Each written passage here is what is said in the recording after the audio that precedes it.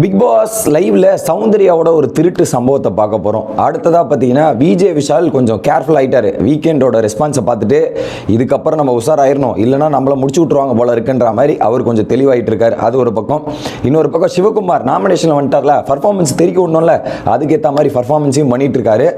இப்போது luxury budget டாஸ்க்னு ஒன்று கொடுத்தார்ல, so அந்த ஷாப்பிங் டாஸ்க் பிக் பாஸ் கொடுத்த டாஸ்க்கை கேட்டிங்கன்னா நீங்களே ஷாக் ஆயிருவீங்க. அந்த அளவுக்கு ஒரு பயங்கரமான டாஸ்க் கொடுத்துருக்காரு. இது எல்லாத்தையும் பார்க்க போகிறோம். வணக்கம் மக்களே, நேஷனல் லுக் செல்லிருந்து உங்கள் மணிவண்ணன். சேனலுக்கு புதுசாக இருந்தீங்கன்னா சப்ஸ்கிரைப் பண்ணுங்கள், வீடியோ பிடிச்சிருந்தா லைக் பண்ணுங்கள், மறக்காமல் லைக்கு போட்டுருங்க மக்களே. அப்போ தான் ரெக்கமெண்டேஷன் போகும்.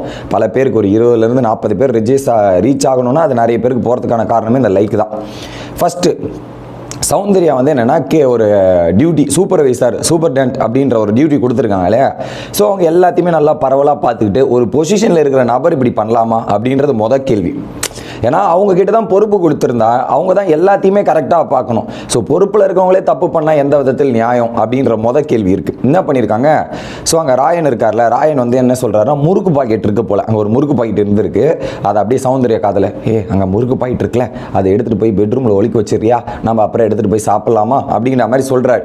சௌந்தர்யம் ஒன்றும் தெரியாத அப்பாவி புள்ள மாதிரி என்ன பண்ணுறாங்க, நேராக போயிட்டு ஆப் சாரி வேறு கட்டிட்டு இருந்தாங்களே, அதை எடுத்து அப்படியே அந்த ஆப் சாரியில் அப்படியே மடிக்க வச்சுட்டு அப்படியே ஒன்றுமே தெரியாத மாதிரி அப்படியே அழகாக களவான்ட்டு அப்படியே போய் பெட்ரூமில் பதுக்கி வைக்கிறாங்க. It is too bad. எப்படி திருட்டு பிரியாணி அப்படின்ற ஒரு கேங் இருக்குது, அவங்க பண்ணது தப்போ, இதே ஃபுட்டு காமனான ஐட்டம், இந்த முறுக்குன்றது ஒட்டுமொத்த வீட்டோட காமன் கிராசரிஸ், அதை சௌந்தர்யா எடுத்துகிட்டு போனது ரொம்ப ரொம்ப தவறான செயல். இதை பண்ணியிருக்கக்கூடாது. ஸோ திருட்டு கும்பலோட ரோஸ்ட் பண்ணியிருந்தால் இது நடந்திருக்காது. எல்லாத்தையும் விட்டு தான் இவ்வளோ தூரம் நடக்குது. பட் எனிவே சௌந்தர்யா பண்ணது தவறான செயல். மற்றவங்க பண்ணது தப்பான நீங்கள் என்ன பண்ணுறீங்க சௌந்தர்யா? அதில் குறிப்பாக ராயன் சொல்லி தான் அவங்க போய் பண்ணாங்க, அவங்க சொல்லலாம் அவங்க போய் பண்ணியிருக்க போகிறதில்ல. பட் இருந்தாலும் ராயன் மேலேயும் தப்பு இருக்குது, சௌந்தர்யா மேலேயும் தப்பு இருக்குது, அதில் எந்த விதமான மாற்று கருத்தும் இல்லை. So it is too bad Soundarya, it is not acceptable அப்படின்றதான் பாயிண்ட். ஓகே, இது ஒரு பக்கம்.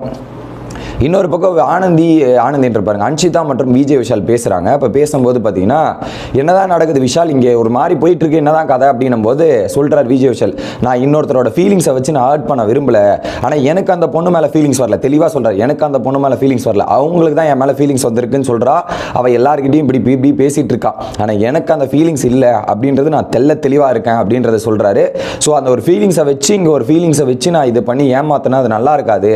இது ஒரு கேமாக பார்க்கணும். அந்த கேமில் அந்த ஒரு ஃபீலிங்ஸாக போயிட்டு வேறு மாதிரி போயிடுச்சுன்னா அது எனக்கும் நல்லதில்லை, அந்த பொண்ணுக்கும் நல்லதில்லை அப்படின்ற மாதிரி ஒரு விஷயத்த சொல்கிறார்.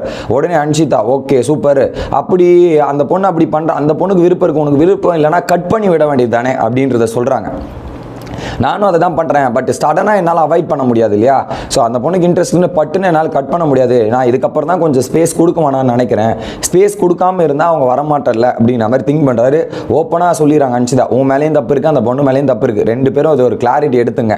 ஸோ இதுவாக பண்ணுறது நல்லது இல்லை, அதை அப்படியே கட் அண்ட் ரைட்டாக கட் பண்ணி விடுங்க, இல்லைனா வேறு மாதிரி ஆயிரும்ன்ற மாதிரி அவங்களோட இன்ஸ்ட்ரக்ஷனும் கொடுக்குறாங்க. இதில் தொடர்ந்து அப்ரோச் பண்ணிக்கிட்டே இருக்கிறது யாருன்னா தர்ஷிகா தான் அப்ரோச் பண்ணிருக்காங்களாம் போல். ஸோ இதில் விஜய் விஷால் அப்ரோச் பண்ணல, நான் தெளிவாக இருக்கேன், நான் பல வாட்டி சொல்லிட்டேன், திரும்ப அவள் தான் அப்ரோச் பண்ணிருக்கா அப்படின்ற தகவல் வருது.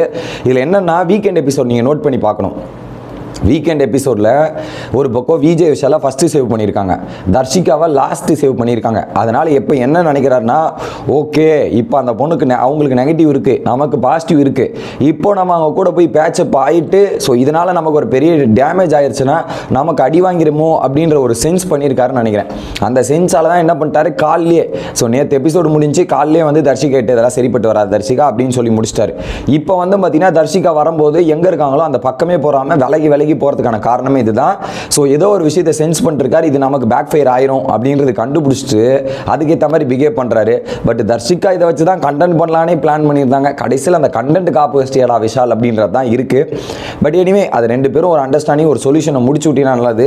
ஏன்னா அது வெளியே மக்கள் மத்தியில் அது ஒரு நல்ல ரீச் ஆகலை, அது கிரிஞ்சு கண்டென்ட்டாக தான் இருக்குது, மக்கள் விரும்பும் வகையில் இல்லை அப்படின்றது தான் யதார்த்தமான பாயிண்ட். அதை நீங்கள் தொடர்ந்தீங்கன்னா உங்களுக்கு தான் பாதிப்பு. ஸோ அதை அவாய்ட் பண்ணுறது ரொம்ப ரொம்ப பெஸ்ட்டுன்னு நான் நினைக்கிறேன். உங்களோட கருத்து என்ன அப்படின்றது கமெண்ட் பண்ணிருங்க மக்களே. அடுத்து சிவகுமார், தர்ஷிகா வந்து சொல்றாங்க, ஆனால் நீ பயப்படாத, நான் இறங்கி ஆடு, நான் கேமில் வச்சு இது பண்ண நாமினேஷன்லாம் பயப்படாமல் உன்னோட ஆட்டத்தை காட்டுன்னும் போது தலைவர் ஆட்டத்தை காமிக்க ஆரம்பிச்சிட்டார். என்னன்னா கண்ணாடி முன்னாடி போயிட்டு பர்ஃபார்மன்ஸ் பாடுறாப்பா அண்ணாமலை மாதிரி பர்ஃபார்மன்ஸ் பண்ணுறன்ற மாதிரி கண்ணாடி முன்னாடியே பயங்கரமான பர்ஃபார்மன்ஸ் கொடுத்துட்டு இருக்காரு.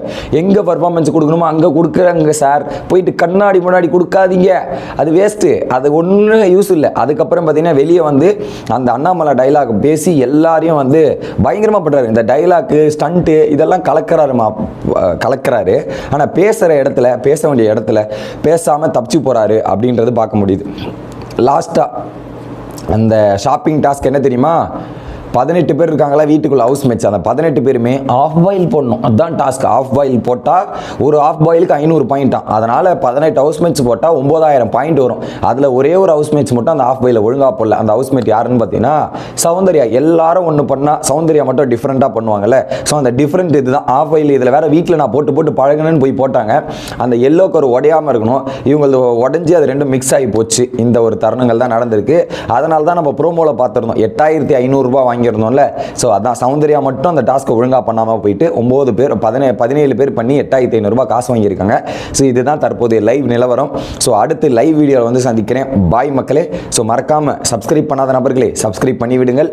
பக்கத்தில் பெல் பட்டன் இருக்குது, அந்த பெல் பட்டனை அழுத்தி ஆல் பட்டனை கிளிக் பண்ணி வச்சுருங்க. மறக்காமல் லைக் போட்டுருங்க. புனியமாக போவோம். Bye guys.